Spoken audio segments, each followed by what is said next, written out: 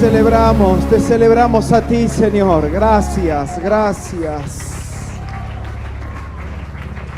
Oh, Señor, digno eres de recibir toda la gloria y toda la honra. Tuyo es el reino, tuya es la paz. Señor, eres el Señor, eres Rey soberano de nuestras vidas, quien conduce nuestras vidas, quien nos lleva mucho más profundo de lo que podemos pensar o imaginar. Señor, te damos gracias porque has preparado este día para cada uno de nosotros. Hoy es un día en donde por el Espíritu y por la vida que tu palabra transmiten, hoy podremos conocerte más. Y declaramos que estos minutos serán cruciales para nuestras vidas. Nuestra mente está dispuesta, nuestro corazón abierto como aquella tierra fértil, para que tu palabra produzca en nosotros el fruto que vos querés recibir. Señor, no nos resistimos a tu palabra, no nos resistimos a tu plan. Levantamos nuestras manos al cielo pidiendo y rogando en esta noche tu asistencia por medio de tu Santo Espíritu. Que traigas luz sobre los ojos de nuestro entendimiento, que podamos ver un poco más de lo que veíamos quizás hasta estos minutos y estos días. Señor, sabiendo que la semana que viene, los meses que siguen, los años que nos restan por vivir, serán años de luz, años en donde te veremos mejor, te conoceremos mejor y te expresaremos mejor. En Cristo Jesús. Amén. Amén. Amén. Puede sentarse. Estamos felices.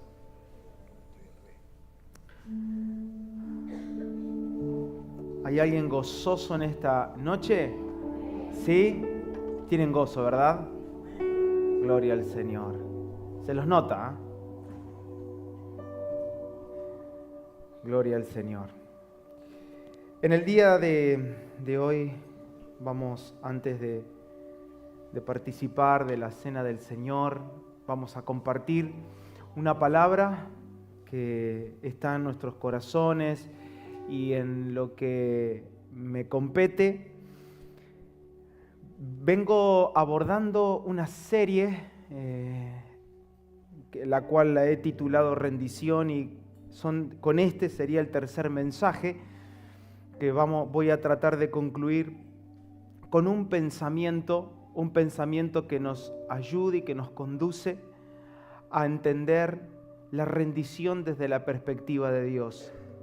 En el primer mensaje vimos cómo el Getsemaní es el lugar donde nuestra voluntad se rinde para que realmente la cruz tenga un verdadero sentido y un real valor en nuestras vidas.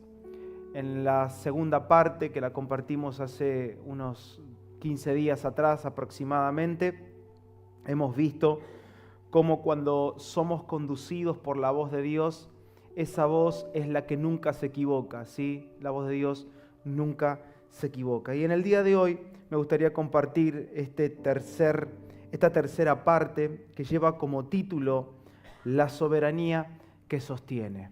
La soberanía que sostiene. Me gustaría leer un texto que ya hemos leído, pero siempre es bueno comenzar desde el punto donde dejamos.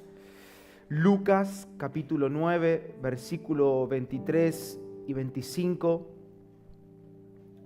Aquí observamos que nadie es capaz de cargar la cruz, nadie es capaz de llevar su vida al punto final, al punto de la desaparición, si no está dispuesto a negarse a sí mismo. Estamos aprendiendo de que la cruz no es un momento, la cruz es el lugar en donde lo nuestro comienza a desaparecer,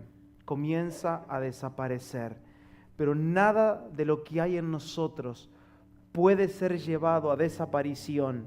Nada de lo que hay en mí y nada de lo que hay en ti puede desaparecer o puede morir si al menos hoy no estamos dispuestos a negarnos a nosotros mismos, dispuestos a decirle al Señor, no quiero mi voluntad, quiero la tuya. Y ese es el punto cúlmine, es el punto de inflexión, es el punto bisagra en nuestras vidas, donde nos damos cuenta que nuestra voluntad es la perdición, que nuestro querer es el grave problema que tiene la raza humana, está en nuestra voluntad. Y así lo decía Jesús en Lucas capítulo 9, versos 23 y 23, sí, bien digo, al 25, si alguno quiere venir en pos de mí, niéguese a sí mismo, tome su cruz cada día y sígame. Mira al que tiene al lado y decirle, la cruz es cada día. Porque todo el que quiera salvar su vida, la perderá. Y todo el que pierda su vida por causa de mí, éste la salvará. Pues, ¿qué aprovecha al hombre si gana todo el mundo y se destruye o se pierde a sí mismo?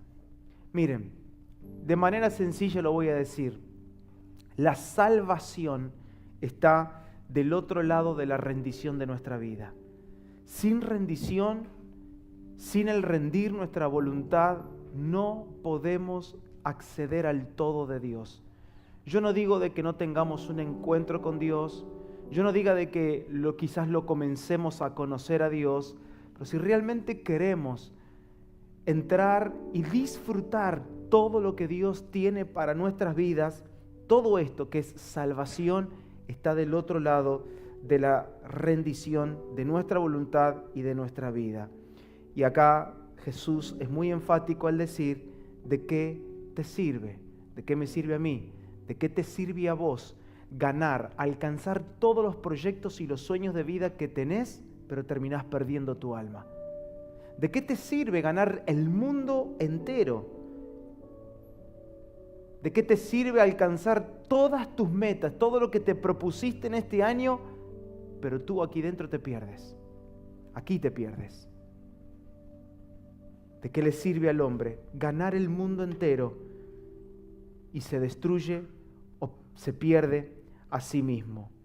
Y yo creo que vamos a ir caminando sobre estas calles en esta noche, y quiero que me acompañen para ir viendo cómo el conocer la soberanía de Dios es lo único que nos va a sostener en la vida. Conocer, entrarnos en lo profundo de lo que Dios quiere, entrar a conocer lo que Dios desea, entrar a conocer cuál es el plan de Dios. Recuerdan en la primera parte, compartíamos las palabras de Isaías: mis pensamientos son más altos que los de ustedes, mis caminos mucho más altos. Así como los cielos de la tierra, así son mis pensamientos y así son mis planes para con ustedes. Y aprendimos que para entrar a conocer esa dimensión alta del plan de Dios, dice Isaías, para eso Dios envía su palabra. Si yo me desentiendo de la palabra de Dios, no llego a lo alto de Dios. Si yo me divorcio de la palabra, si yo trato de vivir una vida alejada de las Escrituras, alejada de la predicación, alejada de la enseñanza de la palabra, algo me va a faltar, es que voy a estar siempre corto, me voy a quedar corto en este acceso, accesar al todo, accesar a lo alto, ¿sí? Accesar al plan de Dios que claramente es más alto que lo nuestro. Ahora bien, ¿qué vamos a ver hoy? ¿Por qué es necesario entender que la única soberanía o el único plan que nos va a sostener es el de Él? Y es importante comprender en esta noche que todo lo que vivimos en esta vida es permitido por Dios. No salgan a matarme antes de terminar este mensaje. Porque es empezar con esta frase, sé que es empezar con el pie izquierdo para algunos. Pero yo quiero que juntos renunciemos a nuestra teología, a nuestra interpretación y leamos la Biblia juntos. Vamos a ir pasando en este camino que el Señor nos va a trazar en esta noche, por algunas historias que van a dejar destellos de luz para que podamos ver que todo lo que nos sucede en esta vida es permitido por Dios. Si bien es cierto que muchas de las cosas que a nosotros nos tocan vivir son producto de nuestras malas decisiones, de nuestras malas elecciones, son producto de nuestra voluntad, de nuestros caprichos, y esto es así. A veces comemos de lo que nosotros mismos sembramos, pero también es cierto que Dios se vale de cada una de estas decisiones que hemos tomado para enseñarnos y para darle un sentido real y divino a nuestras vidas. Es decir, que después de sufrir un poco de tiempo, después de haber sido triturado por el Señor y por esos tiempos, terminamos siendo afirmados, somos consolados por el Señor, y de esa manera nosotros nos volvemos colaboradores con Dios. Porque todo lo que Dios empieza en tu vida, Él lo va a hacer a través de tu vida. Y este pensamiento que te estoy diciendo es lo que tiene que estar ardiendo acá en tu corazón. Que todo lo que Dios comienza en mí, Él luego lo hará a través de mí. Ese es el plan de Dios.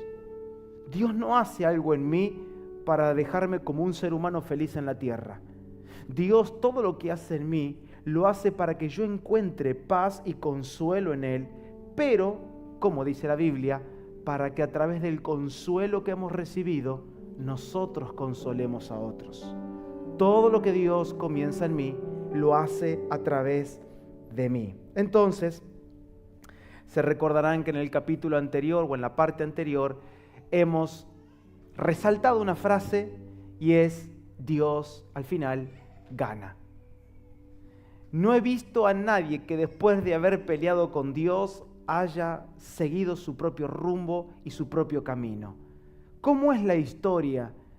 ¿Cómo es tu historia? ¿Cómo es la mía? Al fin y al cabo, siempre Dios gana, siempre su plan prevalece, siempre Él está por encima de lo nuestro. Encaprichados, seremos tercos, rebeldes, desobedientes, vamos por malos caminos, tomamos malas decisiones, sufrimos, lloramos, nos volvemos a levantar, seguimos a algunos influencers que nos levantan el ánimo, total, a la semana que viene otra vez estamos en el piso llorando otra vez. Vamos así, tipo una montaña rusa. Y el plan de Dios está acá arriba. Hasta que nos rendimos. Y decimos: Señor, no mi voluntad, sino la tuya. Es entonces que Dios comienza a trabajar con nosotros. Dios no es un Señor que yo voy, le toco timbre y me asiste cuando lo necesito y después sigo con mi vida. Dios es un Dios que asiste a las personas que viven en su plan. Lo vamos a ver ahora, ¿sí? Para que no estén diciendo que voy a decir herejías. Esto está en la Biblia y ahora lo vamos a ver. Entonces, recordamos cómo Dios vence, cómo Dios gana frente a un soberbio Nabucodonosor. ¿Lo recuerdan que lo mencionamos la última vez? Frente a un soberbio Nabucodonosor, Dios termina ganando. Un hombre orgulloso que creía que le pertenecía a él aquello que Dios le había entregado, y en este caso era un reino. Él se creía poderoso. A veces nosotros somos así, un poco Nabú, no Nabo. Un poco Nabucodonosor somos. Utilizamos lo que Dios nos da, disfrutamos la gracia que recibimos de Dios y la usamos para beneficios personales.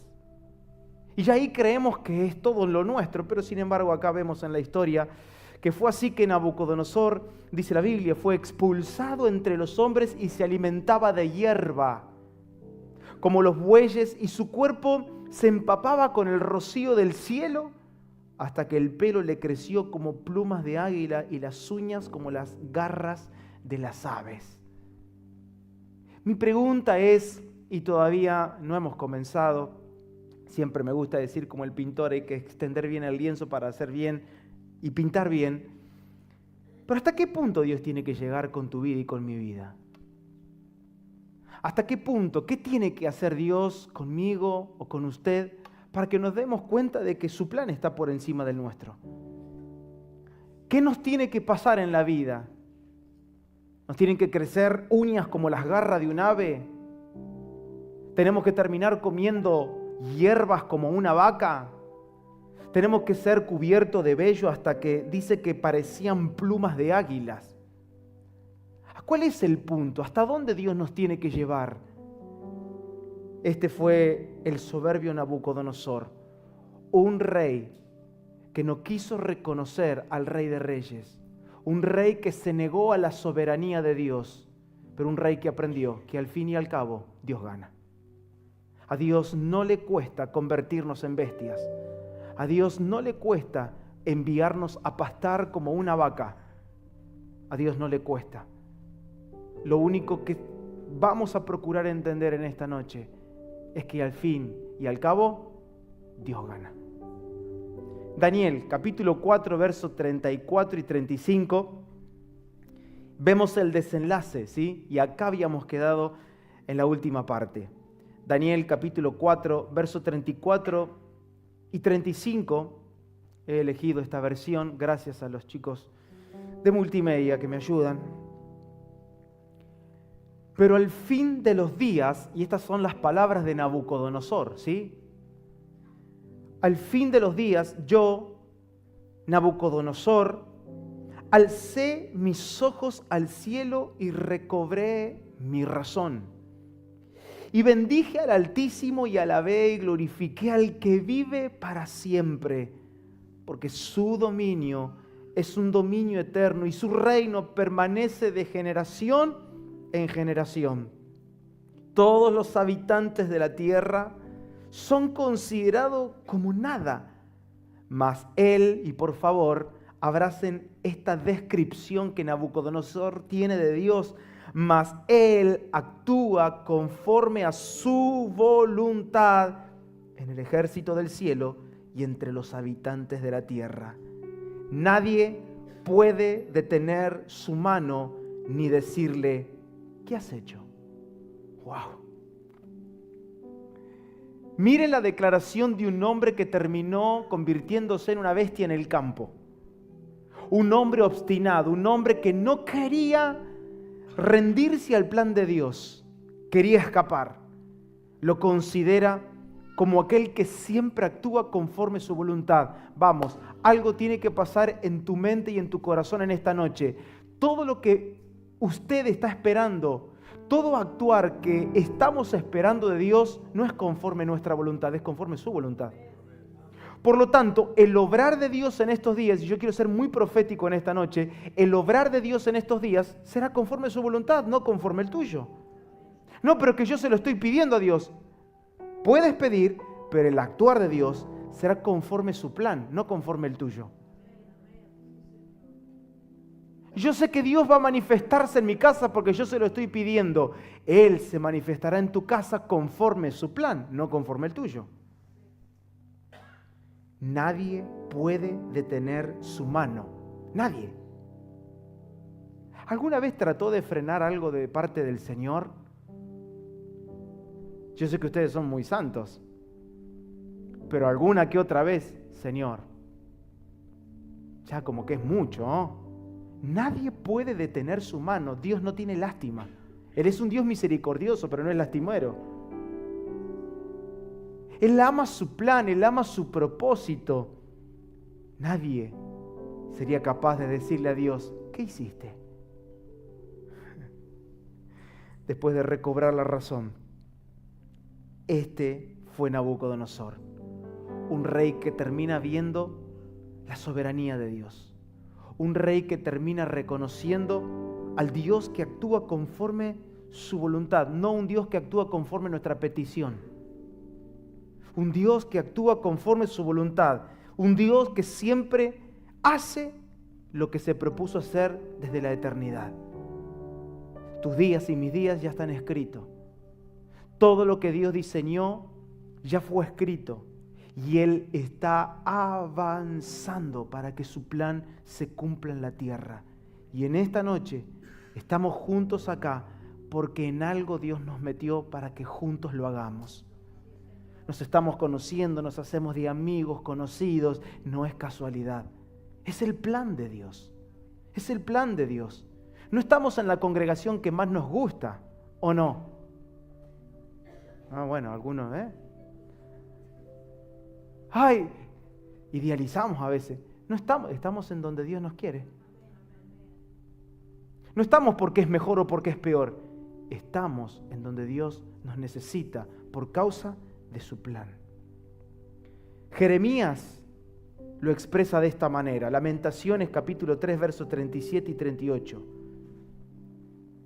Recuerden, si alguien tiene alguna duda o tiene alguna pregunta, escríbala y me las hacen. ¿Estamos de acuerdo? Gracias por el entusiasmo que manifiestan.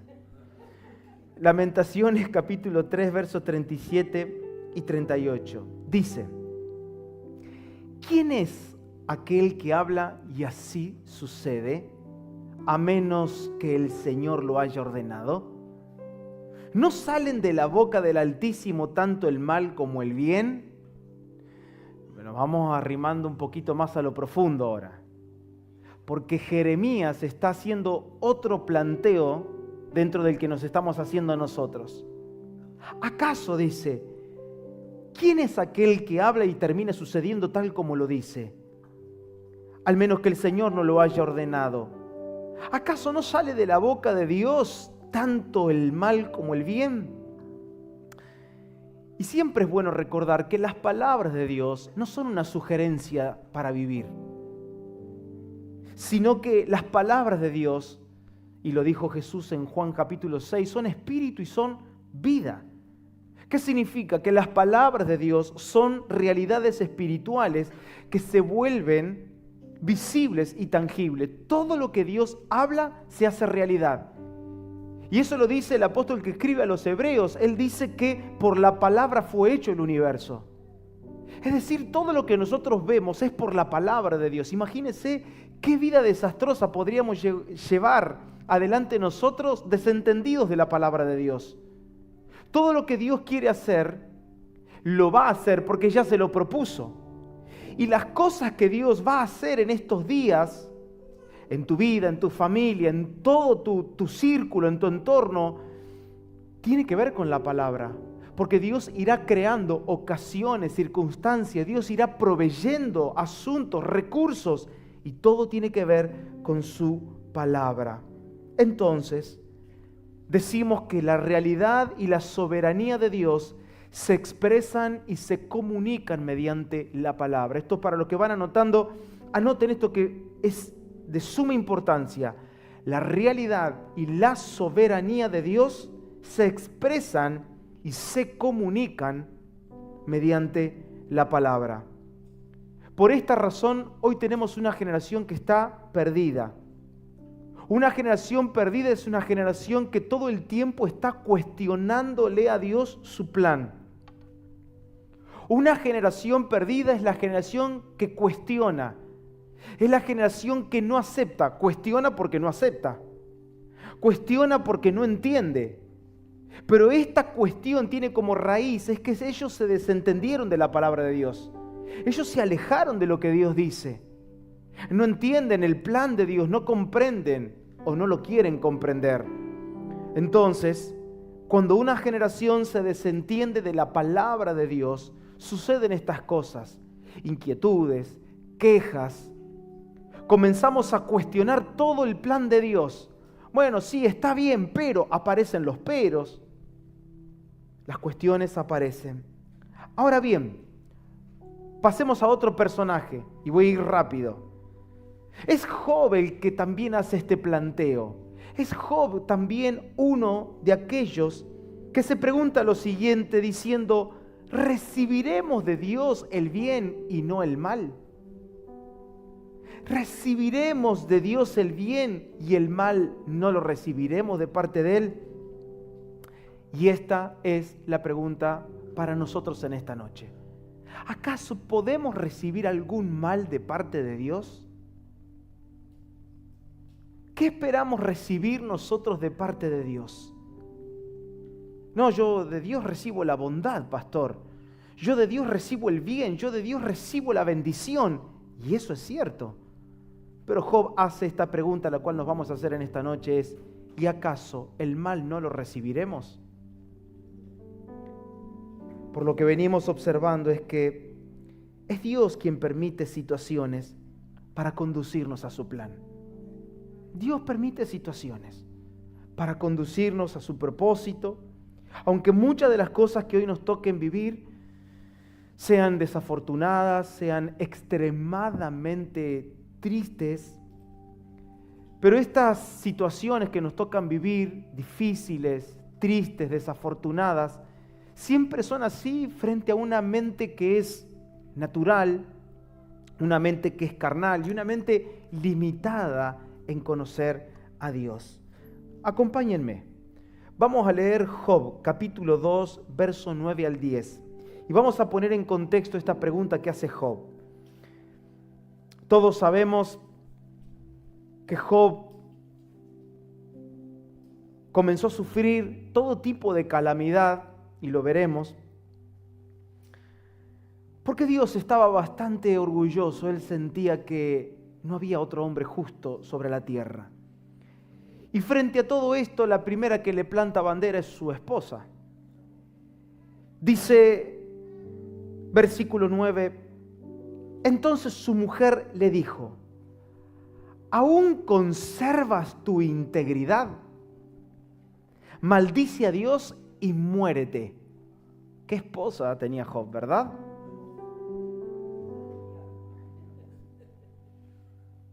¿Aún conservas tu integridad? Maldice a Dios y muérete. Pero él le dijo: hablas como habla cualquier mujer necia. Miren la identificación y el diagnóstico de Job. Hablas como cualquier mujer necia. Y acá está la pregunta: ¿aceptaremos el bien de Dios pero no aceptaremos el mal? En todo esto, por favor, pongan atención, en todo esto, Job no pecó con sus labios. Lo que llama la atención acá no es el planteo de la mujer de Job, una esposa que lo estaba invitando a maldecir a Dios por la calamidad que él estaba atravesando, sino que lo que llama la atención es el planteo que Job hace, porque hace ver a Dios como aquel que puede hacer posible que el mal nos rodee. Ese es el planteo. Nos hace ver que Dios puede rodearnos del mal. La pregunta que nos podemos hacer es: ¿estaba equivocado Job al atribuirle a Dios todo lo que procedía de Satanás? Y la respuesta es no. No, porque lo acabamos de leer. Sencillamente acá el escritor nos dice inmediatamente que en todo esto Job no pecó, no erró en lo que estaba diciendo. Job algo tenía claro: que de Dios él podía recibir el bien y que de Dios también él podía recibir el mal. Eso lo tenía en claro Job. Y las escrituras le pone el sello porque está diciendo: Job no pecó con sus labios. Entonces, hasta este punto, ¿qué aprendemos en esta noche? Que el mal que Satanás puede causar solo tiene lugar si Dios da su permiso. Todo el mal que nos puede rodear tiene lugar si Dios da su permiso. Si Dios no da un permiso, el mal no nos rodea. Pero si Dios da permiso, este mal puede llegar a rodearnos. Job no se equivoca al verlo como algo que en último término procede de la mano de Dios. ¿Qué podemos mencionar dentro de esta aclaración que estamos haciendo? Lo que le pasó a Pedro, en el marco de un Jesús anunciándole a Pedro, diciendo: antes que el gallo cante me vas a negar 3 veces. Dentro del contexto de la negación aparecen estas palabras en donde Jesús le dice a Pedro: mira, Simón, Satanás me ha pedido para zarandearte como a trigo. Y usted dice, pero ¿desde cuándo Dios mantiene charlas con Satanás? Y desde los tiempos de Job, aparentemente. ¿Desde cuándo hay una sociedad entre el diablo y Satanás? Entre el diablo y Dios. ¿Desde cuándo? ¿Desde cuándo a Dios le sirve algo que Satanás puede hacer? Dice Pedro, te tengo que decir algo. Satanás me pidió zarandearte, como se hace con el trigo. Pero yo he rogado para que tu fe no falte. ¿Quién ganaba detrás de todo esto? Dios. Dios necesitaba esta situación en la vida de un Simón en este caso.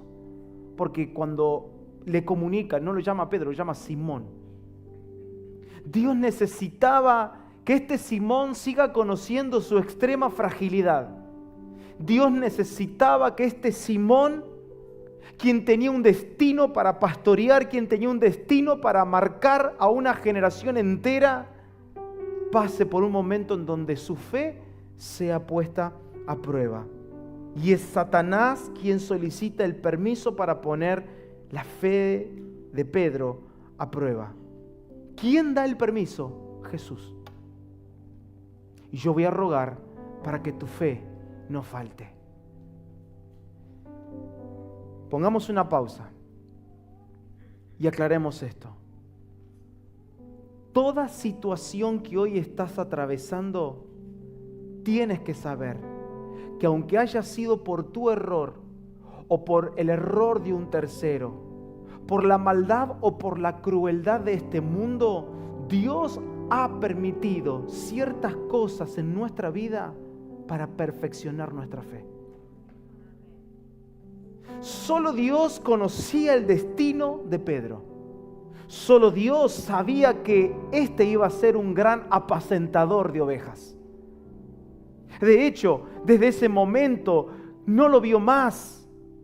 Niega Pedro a Jesús y ustedes conocen la historia, y la próxima vez que se vuelven a encontrar y tienen una charla fue un Jesús marcando a fuego ese llamado para apacentar a la iglesia del Señor. Mis hermanos, sería antibíblico, sería una herejía y sería irreverente atribuirle a Satanás o al hombre pecador el poder de frustrar los planes de Dios. Eso sí sería una herejía. Que yo esté pensando de que por culpa de esta situación yo no pude agradar a Dios, eso es una herejía. Es irreverente y es antibíblico creer que el hombre pecador o que Satanás ha frustrado los propósitos de Dios en nuestra vida. Eso es irreverente, eso es una herejía. No aparece en la Biblia. ¿Por qué? Lo dijimos en la primera parte de esta serie. Los planes del Señor jamás serán frustrados. Lo reconoció Nabucodonosor diciendo: yo ahora sé que Él siempre lleva a cabo todo lo que se propuso hacer. Y saben, el ejemplo más claro de que incluso el mal encaja en los designios de Dios, y este es el ejemplo más alto que vamos a tener, es la crucifixión de Jesús. ¿Quién podría negar en esta noche que la traición de Judas a Jesús fue algo moralmente malvado y perverso? ¿Estamos de acuerdo de que lo que Judas hizo fue perverso? ¿Estamos de acuerdo que una traición está mal vista? ¿Estamos de acuerdo que una traición moralmente es un pecado perverso? En eso estamos de acuerdo. Pero muchas veces nuestra mirada es corta y sin comprensión de lo que Dios está haciendo y formando en nosotros. Por supuesto que no es aceptable lo que Judas hizo. Nunca es aceptable una traición. Pero yo quiero hablar a tu corazón en esta noche, y es más allá de las cosas que hoy te tocan vivir, que pueden ser extremadamente terribles, asquerosas, hasta tenebrosas en tu vida, algo Dios está formando. Y que esas situaciones en tu vida, en tu familia, con tus hijos, con tu madre, con el padre, con el abuelo, con el tío, con el trabajo, nada frena el plan de Dios. Al contrario, lo afirma. ¿Qué dice la Biblia? Hechos 2:23. Hablando sobre esto, sobre la traición de Judas. Dice, este fue entregado por el plan predeterminado y el previo conocimiento de Dios. Dios tenía escrita la traición. Dios necesitaba un Judas. Dios necesitaba un obrar perverso. Dios necesitaba rodear a Jesús con el mal para que su voluntad se lleve a cabo. Y ahí viene el Getsemaní. No sea mi voluntad, sino la tuya, Señor. ¿Qué tal si en estos días levanta tu mirada al cielo en medio de situaciones y le dices al Señor, no entiendo el porqué, no entiendo la razón, pero acepto tu plan? ¿Qué tal si podemos levantar nuestra mirada en medio de la calamidad, en el medio del momento más oscuro de nuestra vida, en el momento más tenebroso, en medio de la enfermedad, en medio del dolor, en medio de lo incomprensible y decirle al Señor, no entiendo, pero una cosa quiero decirte, acepto tu plan. Acepto, porque tus planes, tus caminos son más altos que los míos. Tengo mi visión corta, no puedo ver hasta el final, pero confío en tu plan. Señor, yo me rindo. Alguien puede levantar sus manos al cielo y decirle al Señor, yo me rindo a ti, Señor, yo me rindo. No quiero seguir cuestionándote lo incuestionable. No lo entiendo, pero lo acepto.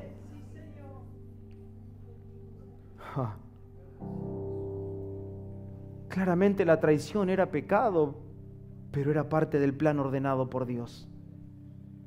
Mis hermanos, el pecado jamás podrá torcer ni frenar el plan de Dios.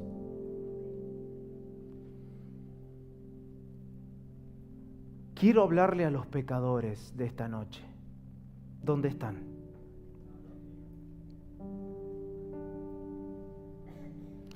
Todos tus errores jamás podrán frenar el plan de Dios. Ni lo más aberrante que hayas hecho no puede frenarlo a Dios. Dios te ama tanto y se ha encaprichado tanto contigo que no va a frenar. No va a parar. Y va a golpear 1, y 2, y 3, 1000, millones de veces si es necesario. Pero Él te tiene ya escrito, ya estás en su plan. Todo lo que Dios se propuso se llevará a cabo sin que una tilde falte en su cumplimiento. Porque aunque las cosas no se vean como a nosotros nos gustaría verlas, al fin y al cabo, Dios gana. Dios gana. Tienes que irte a tu casa y que el Espíritu Santo grite esta frase dentro de tu corazón. Dios gana. Dios gana. No hay pecado que pueda frenar su plan, ni tampoco sucederán cosas sin el permiso de Dios. Por eso la palabra dice que Él no nos va a dar una prueba mayor a la que no podamos soportar. Porque Él todo lo que pone, lo pone sabiendo que podemos soportarlo. Lo pone sabiendo que podemos enfrentarlo. Miren, algunos detalles de la historia o del suceso de la crucifixión de Jesús. Dentro de la crucifixión de Jesús, de este contexto, podemos observar algunas faltas, algunas cosas que suceden. Número 1, el desprecio de Herodes. No solo vemos la traición de Judas a Jesús, vemos cómo Herodes lo desprecia a Jesús. Dice la palabra entonces Herodes, Para los que toman nota, Lucas 23:11, no lo buscamos, solo paso rápido. Herodes con sus soldados le menospreció y escarneció, o sea, lo avergonzó en público. Número 2, vemos a Jesús no solo soportar la traición de Judas, soportar el desprecio de Herodes, sino que en este segundo punto vemos la falta de interés y la falta de carácter de Pilato frente a Jesús. Lucas 23:24, Pilato sentenció que se hiciese lo que ellos pedían. El tipo sin carácter. Otro punto y detalle importante en la crucifixión de Jesús, el grito de los judíos que pedían que crucifiquen a Jesús. Lucas 23:21 dice que ellos volvieron a dar voces después de pedir que suelten a Barrabás, diciéndole, crucifíquenle. Pero es injusto todo lo que me está pasando en la vida. Lo estás viendo. A nuestro Señor le pasó esto. A nuestro Señor, con el cual nosotros nos identificamos y amamos su vida, le pasó esto. Y por último, Lucas 23:26, el último detalle es la burla de los soldados romanos. Dice que se le burlaban y se le acercaban y le querían dar vinagre. Y sin duda que todo esto que rodeó a Jesús es maldad pura. Sin embargo, Lucas recoge una oración de la iglesia en aquellos días. Después de que todos hayan visto la injusticia humana actuar sobre un Jesús justo. Después de que todos habían visto cómo Judas lo traiciona, cómo la burla, el menosprecio, no solo de la gente de gobierno, sino de la gente de a pie, los soldados, todo era en contra. No había ni una a favor de Jesús en esos días. Sin embargo, Lucas, el apóstol Lucas, recoge una oración y ahora lo vamos a leer. Recoge Lucas la oración de una iglesia que había entendido que lo único que podía sostener sus vidas era la soberanía de Dios. Una iglesia que comprendía que la soberanía de Dios prevalece para siempre. Una iglesia que entendía que el plan de Dios siempre se lleva a cabo a pesar de. Una iglesia que comprendía que ellos podían estar rodeados por el mal y vaya que estaban rodeados ellos. Una iglesia perseguida, una iglesia torturada, una iglesia que la perseguían hasta la muerte, tenían que huir a los pueblos, pero el plan de Dios se llevaba a cabo. Si no había persecución, nadie se movía de la ciudad, así que vino la persecución, se movieron de la ciudad, el evangelio se expandía. Nadie en ese momento entendía, pero todo ya había sido escrito. Una iglesia madura, una iglesia que realiza esta oración mencionada en Hechos 4, una iglesia que te demuestra que ellos no estaban mirando el mal ocasionado, sino que ellos sabían que todo esto estaba permitido por el Señor. Esta iglesia hace esta oración, ahora la vamos a leer. Una oración que viene a colación del suceso que vivieron Pedro y Juan cuando los detuvieron. Los llevaron frente al concilio y le dijeron, ustedes no pueden andar predicando, basta, se acabó, hasta acá. Y la respuesta de estos dos, que fue fenomenal, le dijeron, miren, nosotros no nos vamos a callar. ¿Saben por qué? Porque no podemos. No podemos. Vio la gente que se siente amedrentada frente a las situaciones o a las posturas. No, lo que pasa es que si yo digo esto, ya medio como que demuestro mi postura de fe. Entonces yo para respetarlo, eso no es respeto, eso se llama cobardía.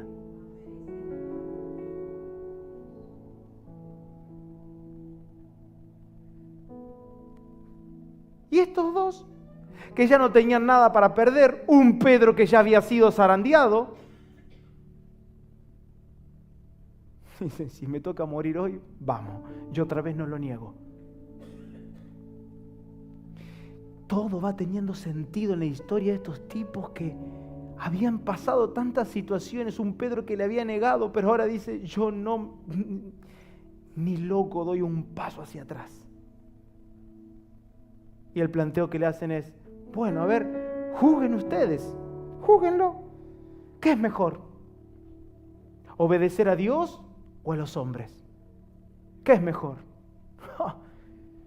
¿Por qué? Porque nosotros, y me gusta el verbo, dice, no podemos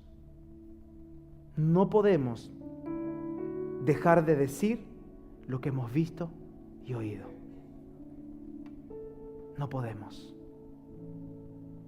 Habla de una incapacidad, la fuerza vehemente del Espíritu Santo, los cuales los estaba llenando todo el tiempo, los llevaba aún a estar dispuesto a perder sus vidas. Vamos a leer esta oración. Miren, Hechos 4, verso 23. Y vamos a leer incluso hasta el verso 31. Dice, cuando quedaron en libertad, está hablando de Pedro y Juan, lo acabamos de decir, fueron a los suyos y les contaron todo lo que los principales sacerdotes y los ancianos les habían dicho. Al oír ellos esto, unánimes, alzaron la voz a Dios y dijeron, y aquí viene la oración, oh Señor, tú eres el que hiciste el cielo y la tierra, el mar y todo lo que en ellos hay, el que por el Espíritu Santo, por boca de nuestro padre David, tu siervo, dijiste, ¿por qué se enfurecieron los gentiles y los pueblos tramaron cosas vanas? Se presentaron los reyes de la tierra y los gobernantes se juntaron a una contra el Señor y contra su Cristo. Porque en verdad, en esta ciudad se unieron, y aquí comienza a describir lo que hemos repasado nosotros. En esta ciudad se unieron tanto Herodes como Poncio Pilato, junto con los gentiles y los del pueblo de Israel, contra tu santo siervo Jesús, a quien tú ungiste. Para hacer, y acá, por favor, esto es para subrayarlo y ponerlo en negrita, para hacer cuanto tu mano y tu propósito habían predestinado que sucediera. ¡Wow! Dios estaba al control. Dios necesitaba que todas estas cosas sucedieran. Verso 29. Ahora, Señor, considera sus amenazas y permite que tus siervos hablen tu palabra con toda confianza. Ahora, Señor, considera sus amenazas. No le está diciendo, ay, Señor, por favor, que la gente entienda, que nos vean como buenos. No, ten en consideración lo que nos están diciendo, pero a otra cosa le dice, permite que tus siervos hablen tu palabra con toda confianza. Mi pregunta es, en la calamidad, en el momento más difícil de tu vida, ¿qué le pides a Dios? Porque acá está la madurez de la iglesia. Una iglesia que le dice a Dios, considera las amenazas, pero por favor, danos la confianza para seguir predicando tu palabra. Verso 30. Mientras extiende tu mano para que se hagan curaciones, señales y prodigios mediante el nombre de tu santo siervo Jesús. Después que oraron, el lugar donde estaban reunidos tembló. Y todos fueron llenos del Espíritu Santo y hablaban la palabra de Dios con valor. ¡Wow!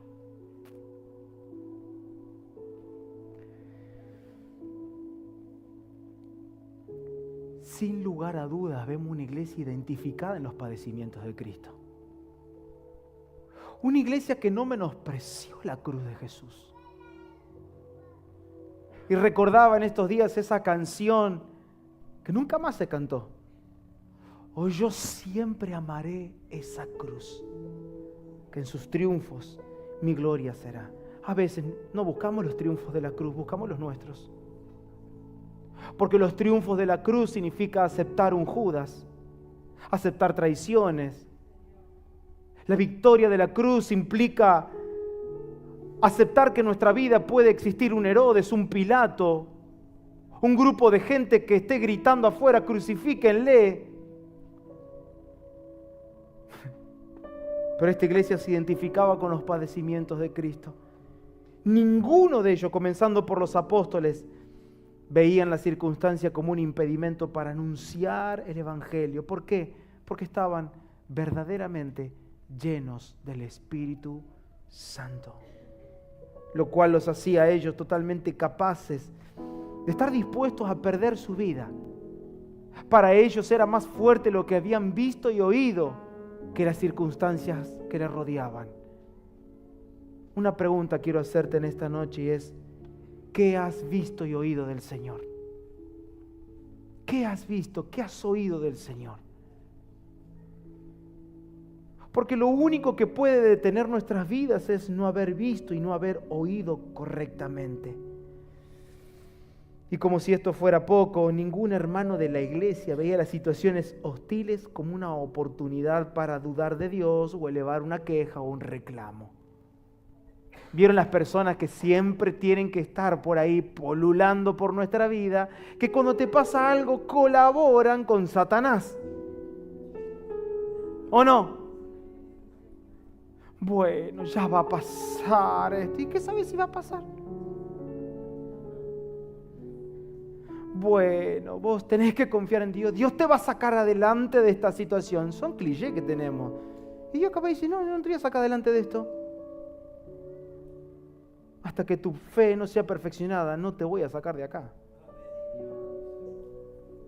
Mira lo que tiene al lado, decirle: yo siento que te están predicando a vos en esta noche, decirle. ¿Por qué esta iglesia tenía este carácter? ¿Por qué eran tan firmes en sus decisiones? Vemos el carácter de la iglesia en esta oración que ellos realizan. El carácter. Un carácter de valor, un carácter de confianza. Un carácter donde ellos estaban totalmente entregados al plan de Dios. ¿Por qué? Porque conocían al Dios soberano. Porque ellos habían visto a Jesús, porque ellos le habían escuchado. Una iglesia que estaba imitando la fe de Jesús. La fe. Una fe que no viene a nosotros para eliminar circunstancias, sino para darnos la capacidad de traspasarlas. Y quiero que recibas esta palabra que creo que es de suma importancia en tu vida y en la mía. Dios no nos entrega la fe para eliminar circunstancias. Dios nos da la fe para traspasar las circunstancias. Y esa es la realidad. Nadie en esta tierra puede escapar del control soberano de Dios. Capaz que estás pensando, bueno, voy a ver si me ausento un poco de todos estos compromisos que tengo para ver si Dios se olvida de mí. Y aún así, las malvadas y las perversas decisiones de los hombres que tienen como fin su propia gloria e interés, nunca van a poder frustrar el plan de Dios. Y si bien puede que sea cierto de que tengas batallas reales hoy en día, puede ser cierto de que haya gente que esté obrando perversamente en tu contra, pero no son ellos. ¿Recuerdan la palabra de Jesús cuando Él estaba en la cruz ya colgado diciéndole a su Padre: perdónales, ellos no saben lo que están haciendo? ¿Y qué cree? Ellos no sabían lo que estaban haciendo. Yo quiero decirte esto: mucha de la maldad que te ha pasado y que te ha rodeado, mucha de tu historia triste, no es para que canceles a personas, es para que sueltes perdón a esas personas. Porque Dios no puede avanzar en tu vida si no estás dispuesto a perdonar. Si realmente crees que Dios permitió esas circunstancias en tu vida, hoy no te puedes ir de este lugar sin soltar perdón. Porque la gente que te hirió, la gente que te traicionó, fue gente que hizo cosas que no sabían lo que estaban haciendo. guárdate la explicación. Si crees que Dios es real y que Dios te trajo hasta aquí, suelta perdón. Suelta perdón. Perdona a tus padres. Olvida el daño que te hicieron, porque Dios está al control. No es justificar y hacer apología del pecado. Estoy diciendo de soltar perdón. Nadie niega de que crucificar a una persona es algo horrendo. No lo estamos negando. No estamos diciendo que traicionar está bien. Lo que estamos diciendo es que Dios muchas veces permite circunstancias en nuestras vidas para conducirnos al lugar donde Él nos necesita.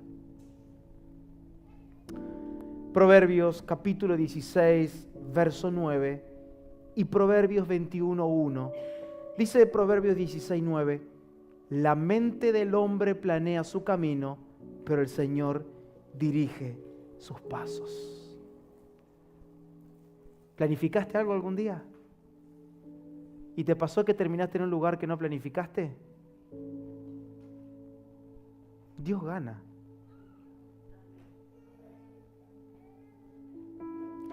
Hoy estaba corriendo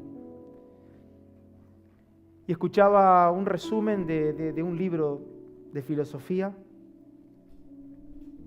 Y en este libro hablaba sobre ponerse metas claras, así que planifícalo, míralo, ponte el objetivo.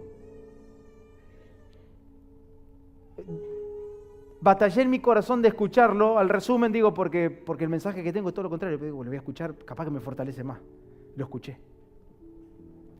Y cuando escuchaba a este filósofo que daba las explicaciones, dentro mío estaba este texto. Planifica, ponlo allí, camina, determínate. Dios dirige tus pasos al fin y al cabo. ¿Saben por qué? Dios gana. Dios gana. Vas a terminar haciendo lo que Dios se propuso hacer contigo. Proverbios 21:1. Como canales de agua es el corazón del rey en la mano del Señor. Él lo dirige donde le place. ¿A dónde vamos a ir a parar con este gobierno? Con estos senadores traidores.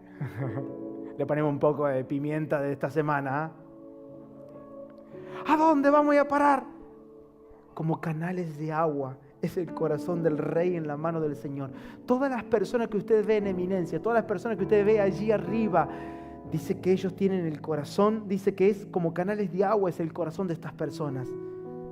Dios dirige sus corazones a donde a Dios le place llevarnos. La dirección de esta tierra está en manos de Dios y nada se sale de su control. Si tan solo nosotros en esta noche pudiésemos entender y comprender y dedicarnos a conocer a Dios, conoceríamos sus caminos, conoceríamos sus intenciones, y es ahí donde nuestro corazón encuentra el verdadero reposo.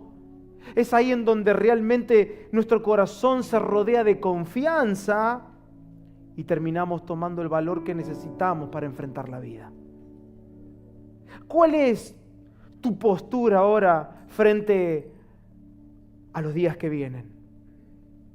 Que esa hora es tirarme en la hamaca y decir, bueno, y que Dios me lleve entonces.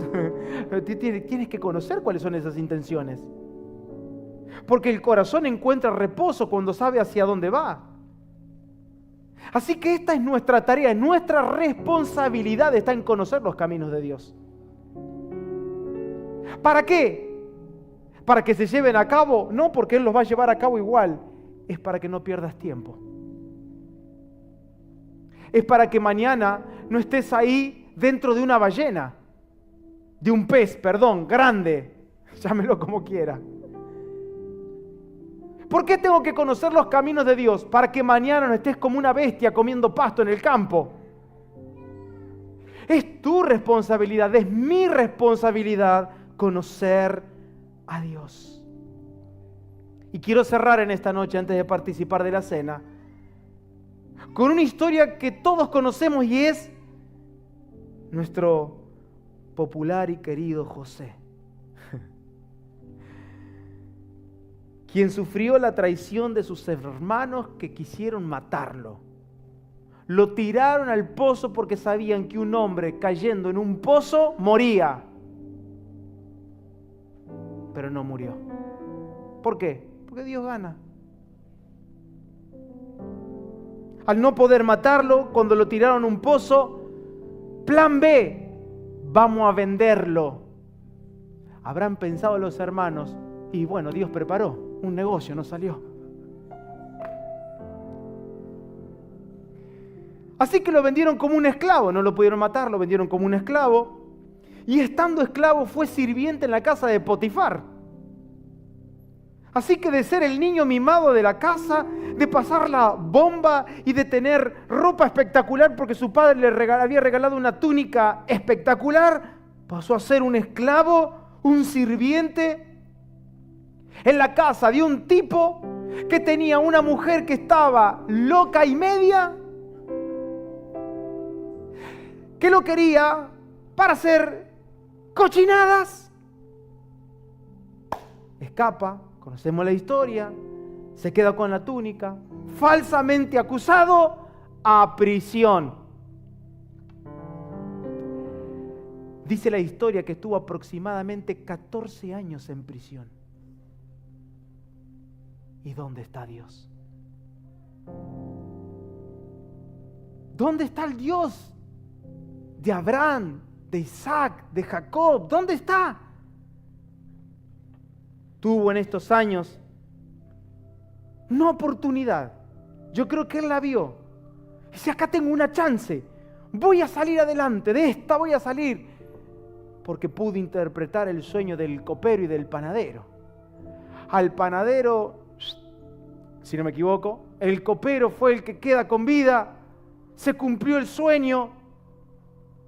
Y le dijo, por favor, cuando estás con el rey, acordate de mí.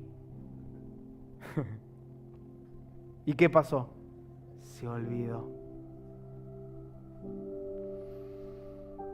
Así que, años más tarde, el faraón, tiene un sueño. Y este se acuerda y dice, vos sabés que en la cárcel hay un pibe. Imagínense, aproximadamente unos 35 años, ya tendría José más o menos entre 30 y 35 años. Hay un muchacho que es buenísimo con el tema de sueño. ¿Y qué pasa si lo llamás? Lo mandaron a llamar. Y ahí sale José, se encuentra con Faraón y comienza a ser promovido por la gracia de Dios. Mirá, la pregunta que no podemos hacer es, ¿y dónde estuvo Dios todos estos años de mentira? ¿Dónde estuvo Dios todos estos años de pecado, de maldad, de error, de sufrimientos que José tuvo que atravesar? Quizás es la misma pregunta que te estás haciendo ahora. ¿Y dónde estuvo Dios cuando a mí me pasó esto? ¿Y dónde estaba Dios cuando pasó esto en mi casa, en mi familia, en mi niñez, en mi adolescencia? ¿Dónde está Dios con tanta maldad que hay en el mundo? Es la pregunta que tiene la tierra entera. ¿Dónde está Dios? Y yo tengo la respuesta. Dios está siempre en el mismo lugar, sentado en su trono, gobernándolo absolutamente todo. Todo. No obstante, hay un José que da respuesta a esta pregunta que no podemos hacer en esta noche. ¿Dónde estaba Dios? Dice Génesis, capítulo 50, verso 19 al 21. Y es acá donde José se encuentra con los hermanos. ¿Sí? Salteamos varias temporadas acá de la serie. Vamos al capítulo final prácticamente. Los hermanos no sabían cómo pedirle perdón. Se sentían avergonzados por lo que habían hecho. Es que la gente todo lo que hace, lo hace sin saber lo que hace. Y José les dice, no teman. ¿Acaso estoy yo en lugar de Dios? Lo primero, nunca puedes ponerte en el lugar de Dios para condenar a una persona, para bajarle la persiana, como hablamos en el criollo argentino. No, a este le hago la cruz. A este, mira, creo que hay alguien de la farándula que dice que es memorioso. Se me viene, ¿qué dice? No soy rencorosa, pero soy memoriosa. Es lo mismo.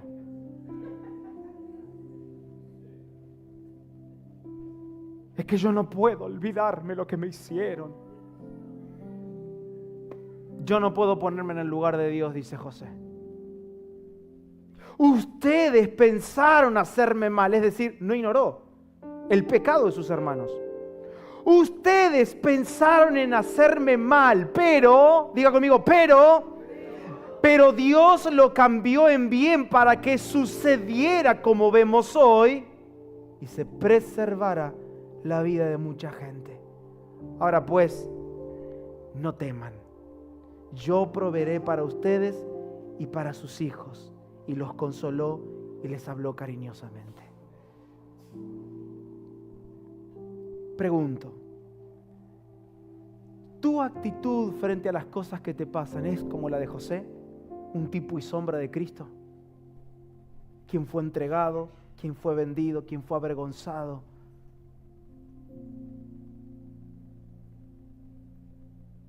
Porque hay que estar más de 14 años en prisión, guardando en el corazón todo tipo de experiencias horrendas que había pasado en los últimos años de su vida. 20 años más o menos aproximadamente de calamidad que tuvo que pasar. Pero José llega a entender que era el plan de Dios. Era el plan de Dios. Él había comprendido que todo en su vida había sucedido para preservar la vida de mucha gente. Y esta fue la respuesta: tranquilos, porque estaban pasando hambre, yo les voy a proveer. ¿Y cómo termina esta historia? José consolando a sus hermanos por el pecado que ellos habían cometido contra él. ¿Cuál es el punto en tu vida en que quizás en estos días tengas que consolar a los que te dañaron? En que quizás en estos días, después de soltar perdón, te muestres amable, apacible, cariñoso, bondadoso y perdonador. Eso es ser un hijo de Dios. No hemos abrazado una religión. No queremos un par de prácticas para llevar adelante. No quiero seleccionar qué tipo de prácticas cristianas voy a llevar que me representen en la vida. Yo no quiero que me represente nada a mí. Yo quiero representar a Dios en la tierra. Ser la imagen visible de su amor. Y lo cantamos siempre. Yo seré la imagen visible de su amor, pero a este no lo quiero ver. Ama a tu enemigo. Ama al que te dañó. Porque al fin y al cabo lo que te va a sostener en esta vida es su soberanía. Tu plan no te va a sostener.